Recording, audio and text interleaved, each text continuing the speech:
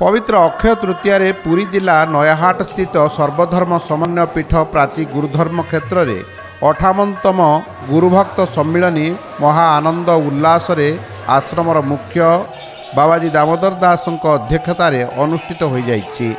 गुरुदेव सिद्ध महापुरुष प्रेमाचार्य बाबा मधुसूदन निर्देश 1967 मसीहारू समस्त भक्त श्रद्धालु शिष्य एकत्रित होई एक समय रे गुरुदर्शन करने सहित यही पवित्र उत्सव जोग देइथांती। ए उपलक्षे पूर्वदिन मंदिर मानकरे ध्वजाबंधन नगर कीर्तन करा जायथिला।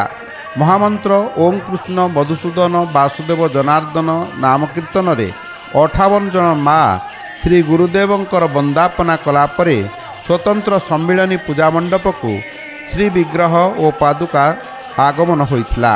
बाबाजी अक्षय कुमार दास 1600 उपचार रे पूजार्चना करथिले। परे परे माँ माने वंदापना करी एही धर्मसभा रे बाबाजी दामोदर दास अध्यक्षतार स्वामी कृष्णानंद गिरी, स्वामी विश्व आत्मानंद गिरी, बाबाजी सत्यानंद दास, बाबाजी अरक्षित दास, बाबाजी परमानंद दास, बाबाजी दिवाकर दास, बाबाजी जगबंधु दास प्रमुख जोगदे प्रेमाचार्य मधुसूदन किपरि भाव में शिशु अनंत महापुरुषों को उद्धार करथिले सेही अलौकिक कथा वर्णना करथिले।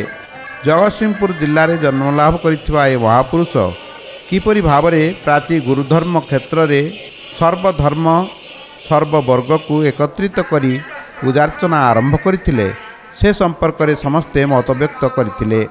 बाबाजी विवेकानंद दास, बाबाजी पूर्णानंद दास, सुश्री शकुंतला दास, प्यारीमोहन साहू प्रमुख एठारे भजन कीर्तन परिवेषण करथिले। एही गुरुभक्त सम्मिलनी द्वितीय दिवस रे माँ मानक द्वारा सेविका सविता दास 1600 उपचार रे गुरुदेव को पूजार्चना कलापरे नारी जागरण नारी सत्शिक्षा भाव में आलोचना करा जायथिला। डॉक्टर रत्नाकर महांती गुरुवाद उपरे आलोकपात करथिले। समस्त भक्त मानकु एठारे दही पानी बंटन सहित उत्कल भारती संस्था तरफ ओडिसी परिवेषण करा जायथिला। नाउगाँ शाखा आश्रम मधुसूदन सेवाकुंजर भक्त और श्रद्धालु मानक द्वारा द्वादशी सखी वंदापना संध्यारे अनुष्ठित होइतिला।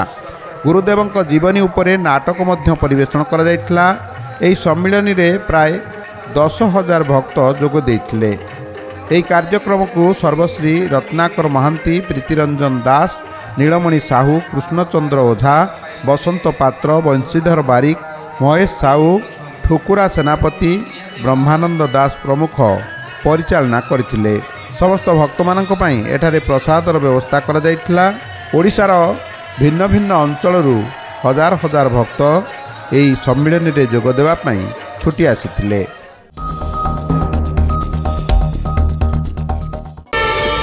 प्रार्थना आम आनंदर उत्सव।